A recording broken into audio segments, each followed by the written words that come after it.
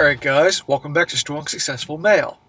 So for today, I'm going to go over an email that was sent from a subscriber. This is from a guy, sounds like he's in his 30s or so, and he shares his story about his absolute narcissistic, my way or the highway, the world revolves around me, zero accountability sister. And how this story about her is a perfect example, an extreme case, of what we're dealing with today. How society has devolved, and this is what so many guys are dealing with, which of course is why so many men out there, and I'm sure many of you, are walking away because it's not worth it. The juice is not worth the squeeze in terms of what we deal with nowadays. And you're going to see in this story, which is different than the stories I normally cover here, this guy here obviously has nothing to do with her at this point, and just how she is, and how the parents enable her behavior here. And this is one of the worst cases of a-hole narcissistic gals I've covered in a long time. And at the end of this will probably back up why, again, so many of you guys are walking away, because this is what we're dealing with so much nowadays. And if you tolerate this stuff, guys, or if you enable it, if you're a parent, this is what, it's your fault as much as anybody else. Here come the sirens. It's been a while. But before I get into this, guys, real quick, I have a quick email from a guy who works in a prison. And he shares an experience he had with a female guard, and an example of the BS they get away with, which is absolutely ridiculous. So the short story, he says here, "Hey SSM, I've been a subscriber to your channel since almost the beginning. I was like your 480th subscriber." Dude, that's like the couch. That's like my first week or second week on YouTube. Thank you for following me.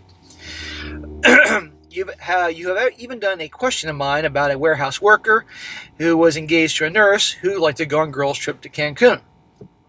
I warned him, some other guys built up the courage to warn him, but he still married her, and you can lead a horse to water, but you can't make him drink it. Well, on to my news story here, that might make it short. I work in a prison system right now in I'm a non-correctional officer position, but still behind the gate. There was a new guard hired, and she was cute, but not very attractive, but cute, who started hitting on me about 3 weeks ago. I'll admit that I enjoyed the attention, but I was a Chad who has now been married for 13 years. I would respond to her flirting with bringing up my wife and my kids. Well, she was flirting with me up until a week ago when she suddenly disappeared. It turns out she got knocked up by an inmate. How many times have you guys heard this story? How many of you guys seen articles like this? Knocked up by the inmate. Now, why do you think she was flirting so hard with this guy? Think about it. Well, this brought me to some conclusions here. Number one, female privilege exists because it was swept under the rug, because who wants to send a pregnant woman to jail for grape? Though a male guard impregnating a female inmate would be classified as grape, and he would be imprisoned. You're darn right about that. Absolutely. Also, she was only flirting with me because she knew she got knocked up and needed a responsible man to be her cover. This one hurts pretty bad because I still think I'm desirable by women, or when did it change? I did rebuff obvious flirtations. I'm not just asking a question, just stating something running through my head, and thought you all might want to hear about it. Well, dude, if you're married and you have kids and you're happy, who cares how the chicks find you attractive? I mean, I'm sure they do if it makes you feel better. I'm sure you're a cool guy. But yeah, she was putting the moves on you to obviously, you sleep with her and she can blame it on you instead of the inmate. But let's talk about the bigger issue here, is that it's being swept under the rug. She is in that position as a female guard in a prison, a men's prison, which seems fucking crazy to me, but okay. And yeah, there's a stereotype, and it does happen, of the female guards sleeping with the inmates. We've heard this plenty of times, because they're perceived as these big, bad, damaged alpha males who, only she can, save him, that type of shit. Who the fuck knows in their psychotic minds? But it happens all the time. And of course, nothing's happening. Yep, exactly. It's crazy, but it is what it is. But female privilege, and they get away with this crap. Now, the story I'm about to go into, you're going to see, like I said, one of the most narcissistic gals I've heard in a long time, right up there, who gets away with everything, and people let it happen, and you just simply cannot let it happen. And I might add in this story, guys, for all you parents out there, this is also what happens when you enable your kids' behavior, boy or girl. So our guy says here, "Hello SSM. A longtime viewer of your channel, and you are doing great service. I would like to share my story with you about my narcissistic sister. It covers a lot, and I can only remember some of it as it spans about 25 years, so I can only recall some of the events. My sister, we will call her Nancy, as in negative Nancy, growing up was strongly opinionated. Yeah, the bitches usually are very opinionated. In other words, she wants things her way and was willing to argue or complain that she was right. It started when she was young with curfew. She constantly wanted to push the time and stay awake as long as possible. Maybe just a child annoyed she had to go to bed, but she always seemed somehow offended when she didn't get her way. Well, plenty of kids don't want to go to bed. It's 8 o'clock at night, mom and dad are staying up, you want to be up? I was the same way. Didn't make me a narcissistic asshole, but your sister clearly has her fucking issues, as you're going to see.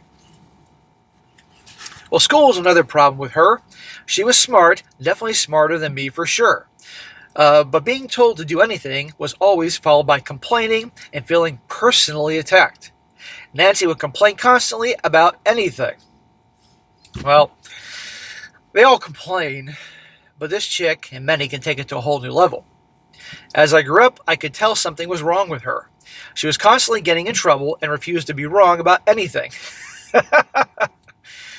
Well, narcissists, of course, are never wrong. It's always somebody else's fault. Now, she loved pointing out anything that was wrong in her life and how others needed to get on track and make sure she was taken care of. I'd be like, F you, bitch. The good news was that my parents knew to not bother giving in too much on Nancy's blow-ups and manipulations. You could have fooled me because I know how this story goes, and it seems like your parents constantly gave in to her crap, which was in part led to who she is. That's why you parents out there, you got to be very careful with your kids. One memory I remember was my dad telling us that we couldn't have any internet accounts until a certain age. She was definitely younger than 12 at this time. Dad didn't want us talking or listening to strangers. Obviously, this was an attack on my sister. So Nancy got her own YouTube account and DeviantArt account. My dad found out about it and told her to delete them immediately. Okay, good for your dad, because yeah, you were too young. She's 11 years old, and no, you gotta be careful. Well, for the rest of Nancy's life, she would classify this as a quote-unquote an attack on her creativity, or the destruction of her creative spirit. Well, I'd say, okay, fine, you can have your internet account, but you're going to live out in the fucking backyard in a tent. And you're going to pay for some of that internet service, 11-year-old. Good God. Attack on her creativity, destruction of her creative spirit. She's a fucking bitch. At that age, you can see who she is. Then a few years later, I'm guessing her friends could no longer be manipulated or something because she came home one day, frustrated, unfocused, and just hated everyone and everything. She was never bullied, so this was what I imagine happened. She then told her parents that she wanted to end herself. This got her the attention and care she was trying to get from all her previous manipulations, and she ate it all up. I knew she wasn't exactly feeling that.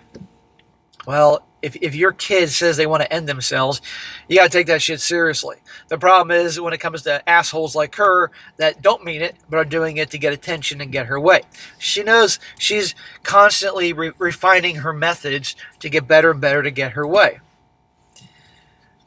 Again, this is in varying degrees so mainstream. The narcissism is out of control nowadays, as many of you guys are aware, and this is why so many of you are walking away. Don't want to deal with this. She looked at both parents the same way she always did, trying to see if they believed her lies. She was sent to the doctors that asked questions to determine if the persons are actually ready to end it.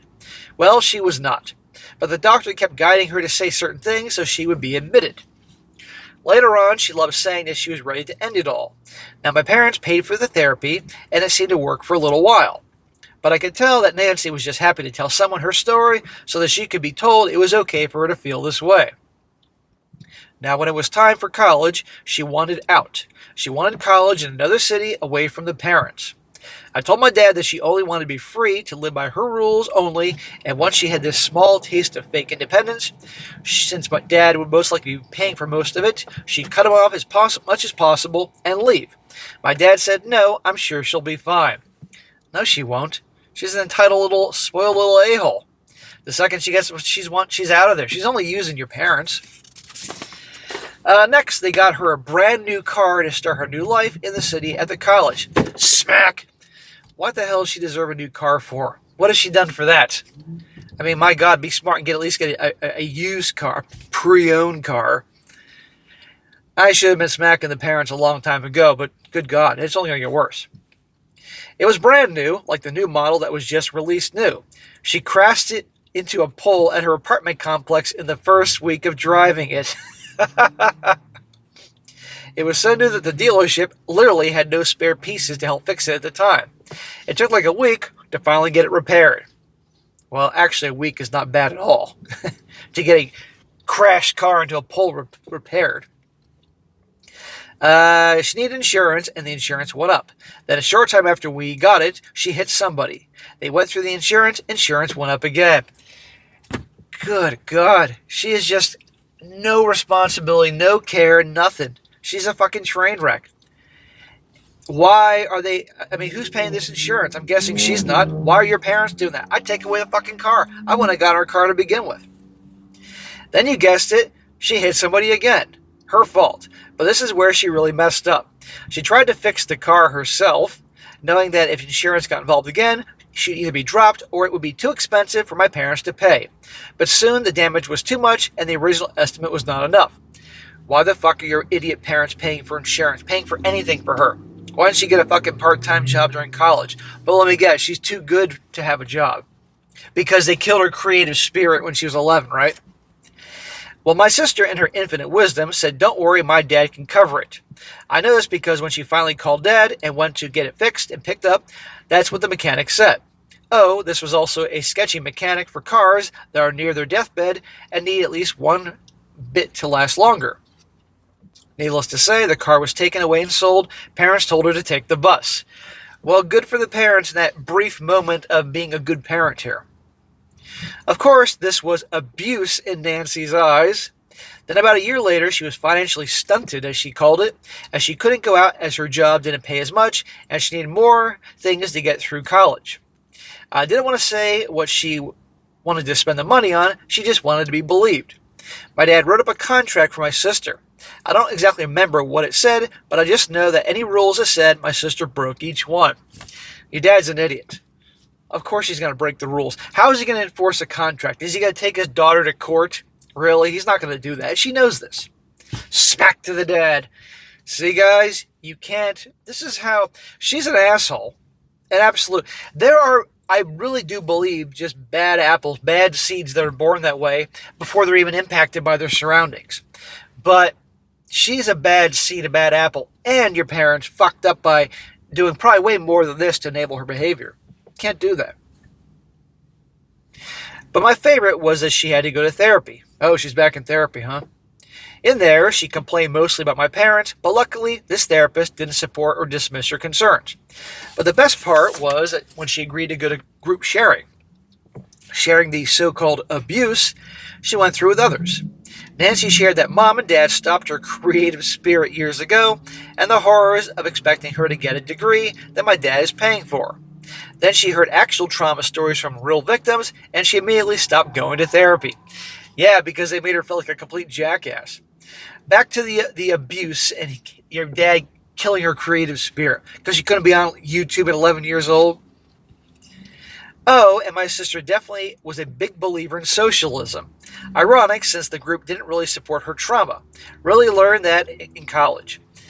Well, of course someone like her believes in socialism because she's benefiting from somebody else's labors to provide for her.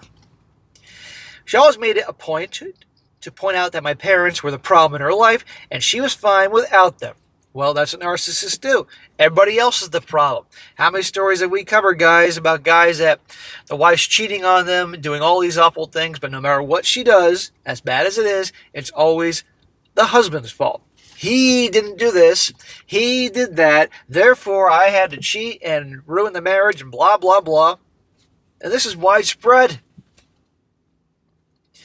Dad was a man of his word and already agreed to help her get through college. Well, he's an idiot. The way she treats them, I wouldn't help her do shit. I'd kick her ass out at 18 years old. But on the day of her graduation, she was a sad, pathetic mess, and she didn't want Mom and Dad there. If Dad's paying for her college, they're going to the graduation. She cut contact and left. Dad was true to his word with me. Get that degree and do something. I don't care what it is, but if you want to live at home, you need to be working full time. Well, notice Dad enforces it with you, but not your sister. It's a problem. Well, for a few years, though, my parents' health improved as they no longer worried about Nancy and spent time on themselves. But Nancy wanted something, so she came back. She told us she was suddenly very appreciative of family and wanted to get back together. Bullshit, bullshit, bullshit. She just wants money. Mom was over the moon to have Nancy back. Your mom's a moron. Dad was willing for a second chance with some boundaries. I called bullshit immediately. Said she needed work as no one was hiring with a degree in English or something like that, and Dad gave her a job in his company. Your dad gave your asshole, entitled, loser, lazy sister a job at his business? Smack! That's only going to make it worse.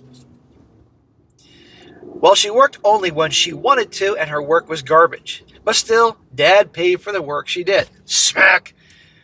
You see my point, guys? She's an asshole. But so your parents. End of story. Then came the manipulation.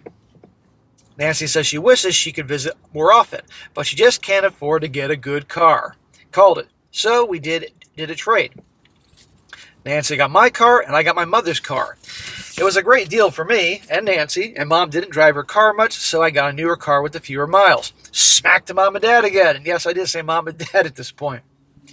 Nancy knew better than to complain. Then I think it was a month later she tried her final manipulation. Well, long ago, Nancy had the dream of being a writer. What is she going to write about all her trials and tribulations and the hard life she had? My dad told her that he would gladly become her first backer of something, of course, with stipulations. But Nancy says that was never actually part of the deal. Instead, Nancy wanted, I think, $30,000 to travel the world like some famous writer. She didn't want to explain what she spent the money on, wanted full reimbursement of anything extra, and didn't want any obligations to do anything for the family because of this money. Well, from her perspective, it's like, well, my idiot mom and dad have pretty much done everything else I wanted to do. I say jump and those dumb fucks say how high, so why not ask for $30,000 and no questions asked and pay for everything else? Narcissism, entitlement, all that. Obviously, my dad said no, and that was the dumbest set of rules ever. My sister called him a manipulative bastard for destroying the deal they made long ago. They never agreed to it, and it was only a suggestion. She was done bowing to his authority and left. See? How much stupid shit do these parents have to go through till they realize their daughter is dog shit? And they're fucking things up too. Also called Mom a narcissist for trying to manipulate her into staying with the family. The narcissist is calling other people narcissists. That's what they do. Nancy also sent a text to my mom calling her every horrible name in the book and saying she was glad to be finally free of her. That's the majority of what I can remember of her. Well, your sister's a piece of shit, and I can see why you have nothing to do with her. Well, now comes the part with me. Nancy made my mom cry, accused my dad of abuse, and left the family. That was at least 7 years ago, and I hated her for a long time, and I want nothing to do with her. Well, why would you have anything to do with her? There was nothing at all redeemable about her. And again, in this world we're in, how widespread this varying degrees this behavior is, why would you want to have anything to do with people like that? Whether it's your family or certainly get involved with gals like that. Recently, within a month, my grandfather and 2 aunts died. My grandfather and one of the aunts already got buried. The other one died a few days ago. My family is devastated by this. Dude, I'm sorry about your family, man. I know it would make my mom somewhat happy to let Nancy know. Fortunately, her low expectations of us finding her meant that it took me less than a minute to find her online through several social media apps. Of course, narcissistic Nancy is been easy to find on many social media apps because she's no doubt an attention whore. And I'm guessing Nancy's probably above average looks, because she obviously gets your way not just with your family, but probably other people too. I called her work and left a message for her, and I just said, tell her there's been a family death. Short and straight to the point. That's what I realized, though, after finding her, contacting her work to leave a message, and thinking about her, I felt nothing. No care for Nancy, nothing. No concern for her response. Even the fact after I left a message, she moved some of her social media to private, I just thought, no care. In other words, you've gone from hating her to actually just don't give a shit either way. You're indifferent. That's the best place to be. The opposite of love is not hate, it's indifference, guys. Now, as I prepare for the funeral, I need to come to terms with this new feeling, or lack of thereof, for my sister. My mom always said that when she and my dad pass away, my sister is all I will have left in the family. So, to me, that means nothing now. At least when I hated her, she was something to me. But now, her existence is nothing but a statement. Anyway, that's my story. I no longer hate her. I just feel nothing for her. Felt like sharing this. Hope this can help someone in the future. Well, dude, it's tricky to say how this is going to help some people unless some parents hear this story about, enabling your kids' behaviors by letting them get away with shit all the time. I will say this definitely shows guys out there how people okay, you know what, this actually is helpful in a few ways I didn't think of when I first started reading this. This helps show guys out there that women behave like this, they're not going to change. Because rarely does a leopard change his spots or a tiger changes his stripes. Your sister is no different than she was when she was a little asshole kid with her creative spirit being destroyed because your dad wouldn't let her be on fucking YouTube. And I guarantee you she's going to be like this in 10 years, 20 years, 30 years. So remember, guys, you get with that gal, and I don't care how big her titties are and how beautiful her ass is and all that. If she's an asshole, she's not going to change, no matter how much you try to convince yourself she is. So be aware of that. And this is also an example of the extreme case of how the narcissism nowadays is out of control on multiple fronts here. And this backs up why so many guys are walking away. Who can blame you? And when people ask you, why don't you want to get married? Why aren't you doing relationships? Open your eyes, assholes, and look around what we're dealing with here. No, thank you. So I say to you, man, who cares if she's the only family left after your parents? Why would you? Better to be alone than have some asshole like that in your life. If you have good friends that you consider your family, they're your family. If you got a dog or a cat or dogs and cats and goldfish and pets that you love, believe me, that's a lot better than some asshole. Life's short. You don't need to have assholes like this in your life. I would say once your parents are gone, she'll probably show up, try to mooch off you. I told her fuck off. In fact, you'll probably care so little to even say fuck off. But it'd be kind of fun to do so. So I suggest have nothing to do with her. End of story. And by the way, there will be times she'll come back in the picture. Probably maybe when your parents are older, and hope that she could probably get in the will if they have any assets left to pass down to you and your sister, or to make sure you don't get it. And your mom will probably fall for it. Obviously your mom has more of a weaker spot than her. Well, it doesn't mean you got to be friendly with her, and you don't need to be friendly with her just to make your parents happy. Don't fall into that trap, because a lot of people do that, And I think that goes for all you guys. So anyhow, guys, different story here, but shows you what we're dealing with nowadays. All right, guys, that's it for today. Be sure to comment down below. Let me know what you think about this. And, guys, you got a good story you want to send, definitely send it my way, strongsuccessfulmale@gmail.com. This also goes for any questions you may have about a situation you're going through and need some advice, either from me or the community. Because, when you send your story and look for advice, it isn't just me commenting on this. You get dudes, tens of thousands of guys all over the country, all over the world, helping out. So send it in, and definitely we can help you out. And be sure to like the video, share with your friends, and subscribe. I'll catch you next time.